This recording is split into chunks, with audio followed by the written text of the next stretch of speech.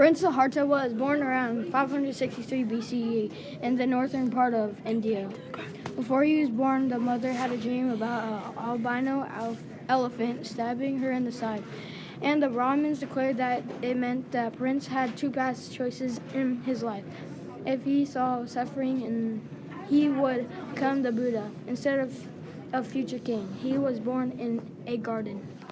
Siddhartha's father wanted to protect him from the horrors of the outside world.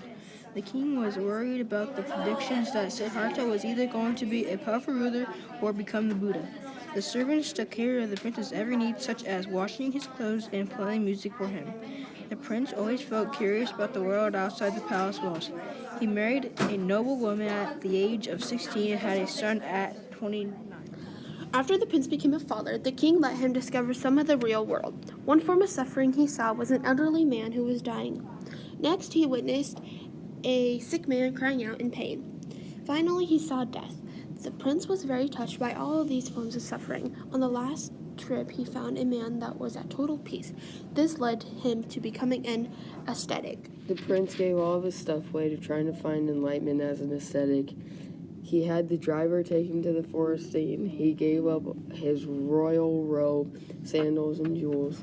He left the forest to find other ascetics with only a bowl and a robe, but he didn't find it and got so skinny he could stick his head in his stomach and touch his backbone.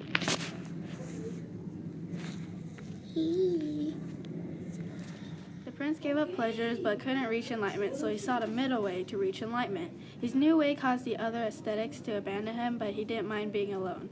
On the prince's 35th birthday, a grass cutter gave him a handful of soft grass, and he headed to a tree that was later referred to as the Bodhi tree.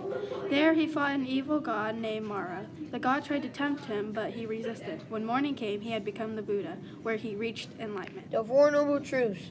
The Buddha discovered the Four Noble Truths. 1. Suffering is present in all things and nothing lasts forever. 2. Suffering is caused by cravings. 3. The way to end suffering is to give up all cravings. 4. The way to give up cravings is to follow the Eightfold Path.